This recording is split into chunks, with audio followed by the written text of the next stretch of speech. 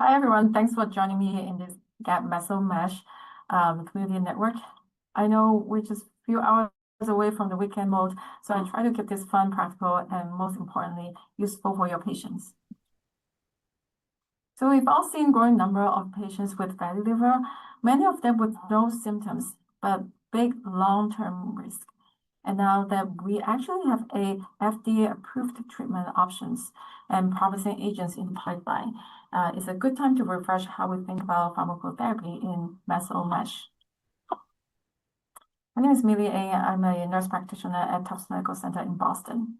So by the end of this session, you'll walk away with a simplified framework to decide when to treat, which medication to consider, and how to monitor, and how to talk about it with your patients without overwhelming them or yourself.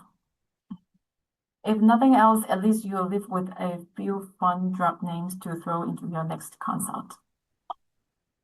You can use this QR code to register for this meeting, and please don't forget, there is a GAP MASLD NASH community network to view Madrigal NASH disease states education and Madrigal Resmetirom promotional program. So without further ado, let's come to this wonderful slide. Here are some currently available treatments for this metabolic management. So if you look at this pipe anti-chlorides with the sequence of not very liver specific from reducing cardiovascular risk to very liver specific by targeting NASH. So let's look at the gray part first. We manage our fatty liver patient by first optimizing the treatment for their underlying hyperglycemia, type 2 diabetes. We want them to have treatment for their hypertension and dyslipidemia. And one thing to remember, fatty liver does not increase statin risk of drug-induced liver injury. We as hepatologists, we want the patient be on statin, despite they do have some side effect to the liver number, but again, we want the patient on statin. And when we return anti-chlorides, look at this navy blue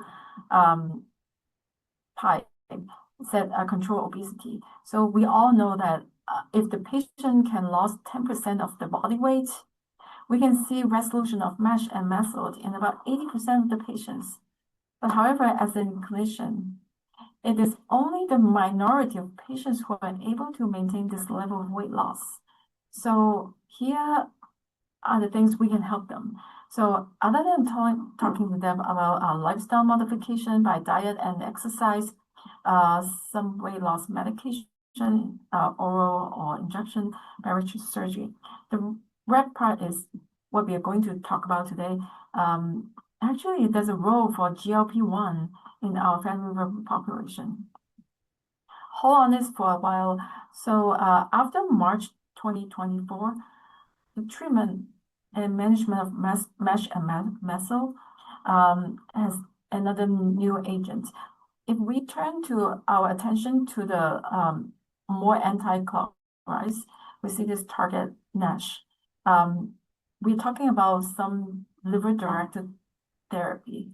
One is vitamin E, maybe you're not new to it, pioglitazone, the branding is Actos, and this medication Resmetirom. So we will pay more attention to this two red word, GLP-1 agonist and Resmetirom. But bottom line is, none of these approved therapies were recommended in isolation to lifestyle and lifestyle modification and exercise. So we use these in conjunction with diet and exercise. So let's look at our glorious GLP. So let me introduce this GLP-1 in our body. In all of our body, we have this GLP-1, we call them endogenous GLP. After you eat, this endogenous GLP stimulates the glucose-dependent insulin, and it suppresses glucagon, and it delays gastric emptying so that you can digest the food more.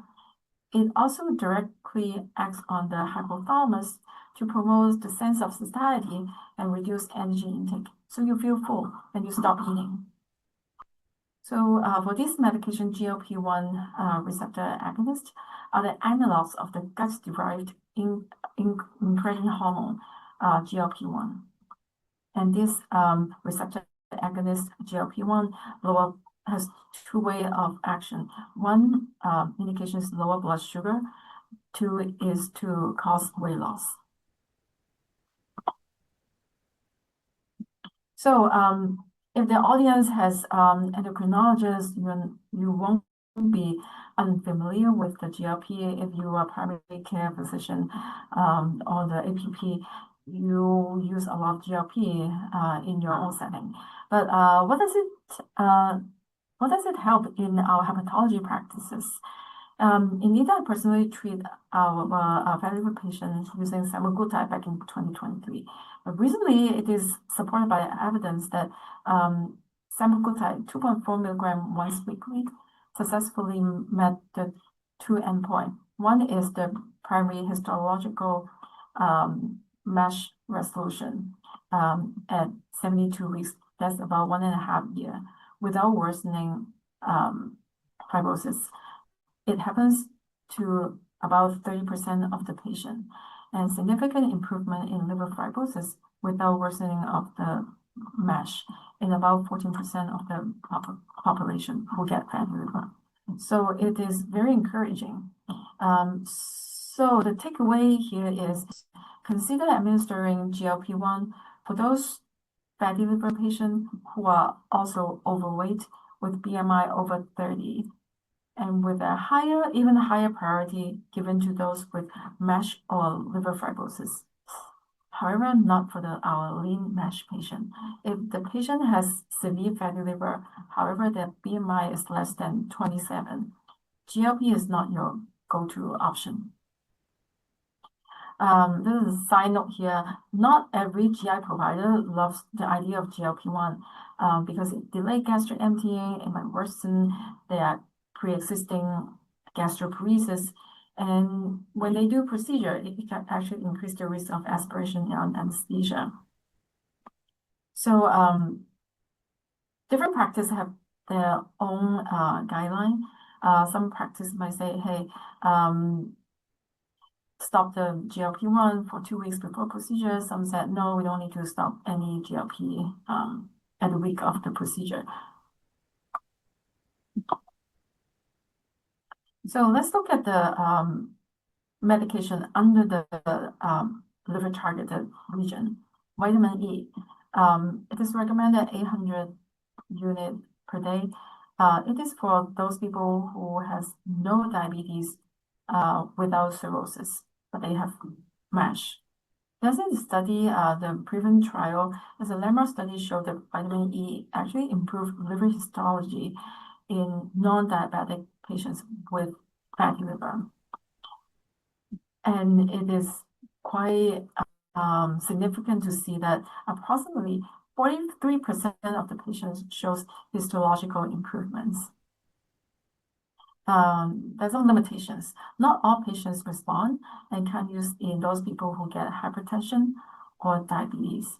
And it is quite hard to meet patient without hypertension and without diabetes in the setting of fatty liver. So there are two very prominent guidelines that hepatology practice follow. One is the AASLD. In 2023, AASLD guidelines suggest that vitamin E may improve MASH in non-diabetic patients, while EASLD in 2024, last year, guidelines do not recommend MASH as vitamin E as MASH therapy due to the limited efficacy on fibrosis and its potential risk. And what are the potential risks? The potential risks are bleeding, prostate cancer concerns. So if patient on this long-term high dose, these are the warnings. The other medication we'll talk about briefly is actose, pioglitazone. The recommended dosage is 30 to 40 milligram per day. It is for MASH patient with or without diabetes. The study-driven trial shows that there was actually no benefit of pioglitazone over placebo for the primary outcome of improvement in histological feature of MASH. However, significant benefit of pioglitazone were observed for some of the secondary outcomes with improvement in cardiovascular risk. There are some safety concern for pioglitazone. It might have potential risk of weight gain, edema, bone fractures, especially in women, and a possible association with increased risk of bladder cancer, necessitating careful patient selection and monitoring. So here comes the exciting slide. This is a long, funny name that you can throw to your next consult, Resmetirom. So on March 2024, Resmetirom received this FDA approval in conjunction with diet and exercise for the treatment of adults with non-cirrhotic MASH with moderate to advanced liver fibrosis as F2, F3 population. It is a thyroid hormone receptor beta agonist, and it selectively binds to and activates the thyroid hormone receptor beta receptor in the liver. So here is how it goes in the picture. So how's this thyroid and liver be related, and how's this beta receptor helps with the fatty liver as the FDA-approved liver-targeted medication for MASH? So let's follow the diagram. The production of thyroid hormones is regulated by the hypothalamic and the pituitary activity through the TSH. And this thyroid hormone regulates many metabolic activities in several systems in the body, including liver. The thyroid hormone receptor has two major forms. One is beta, the other one is alpha, and beta is the predominant form in the liver. And this medication resmetirom is a beta agonist that selectively targets the liver. Its key mechanism is treating MASH by activates the hepatocytes, upregulating the genes involved in fatty acid oxidation and lipid metabolism.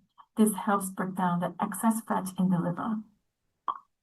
It also increases the expression of bile acid synthesis enzymes, promoting cholesterol conversion to bile acids and enhancing cholesterol effluxs from the liver. So basically, this resmetirom, the medication, increases mitochondrial biogenesis and removal of unhealthy mitochondria, leading to increased capacity to metabolize free fatty acid. And it indirectly decreases inflammation associated with MASH.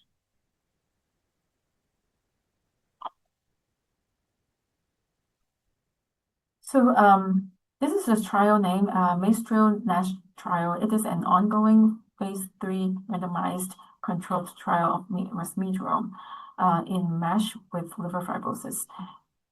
This is a FDA approved under the accelerated approval pathway, which allows for early approval of the drug that treats serious condition and address an unmet medical need based on a surrogate or intermediate clinical endpoint that's reasonably likely to predict clinical benefit. So let's look at the trial. The trial studies adults with biopsy-confirmed MASH and fibrosis stage of F1B, F2, F3. There are 966 patients. They were randomly divided into 3 arms at a 1:1:1 ratio. One arm is 80 milligram of resmetirom. The other arm is higher dose, 100 milligram, and one arm with placebo. There are 2 primary endpoints at week 52, that means 1 year, MASH resolution, including a reduction in the, at that time we call it NAFL activity score, NAS, by more than 2 points or equal to 2 points with no worsening of fibrosis. And the second endpoint is an improvement in fibrosis by at least reduce 1 stage with no worsening of the NAFLD activity score. So let's talk about the side effect first before we come to the effect.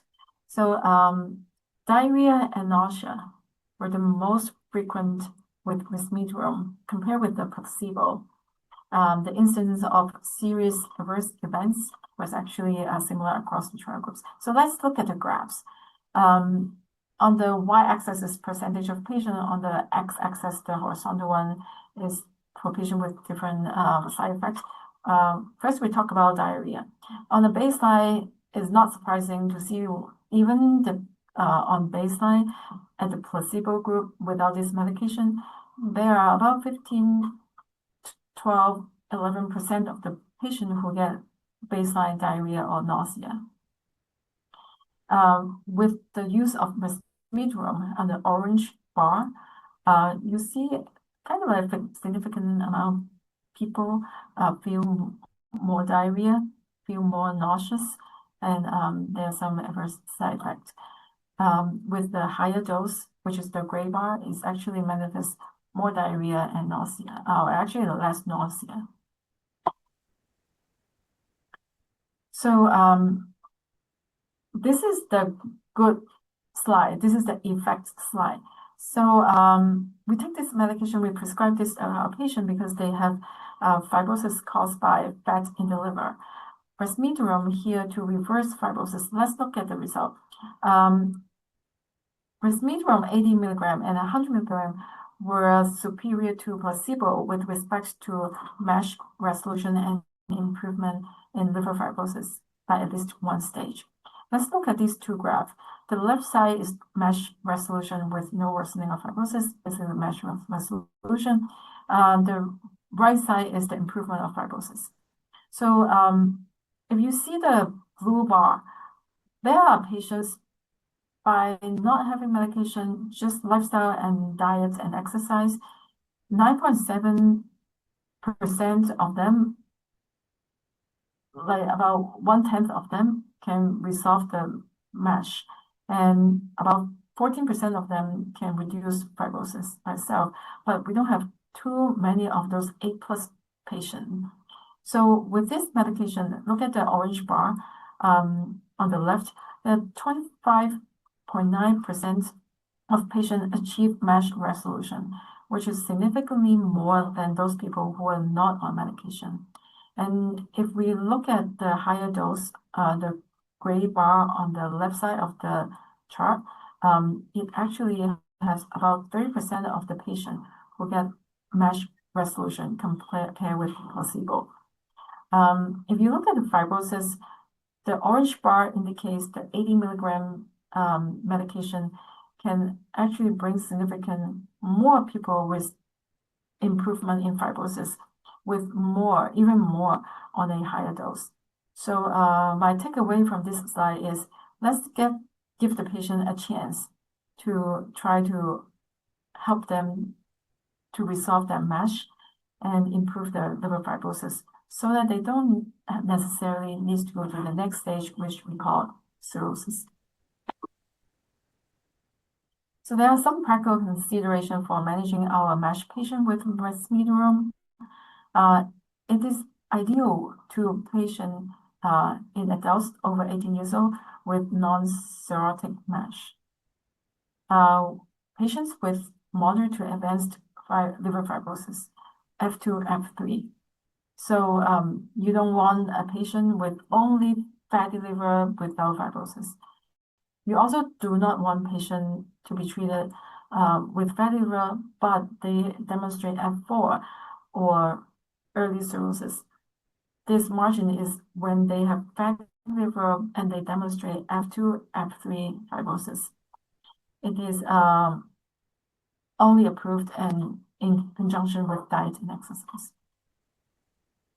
The other consideration is drug-drug interaction. So if the pre-existing medication has strong CYP2CH inhibitor on the left side of the list, we say that we shouldn't prescribe resmetirom on the baseline of this medication. Among those, gemfibrozil and cyclosporine, maybe more you can see in your clinic patient.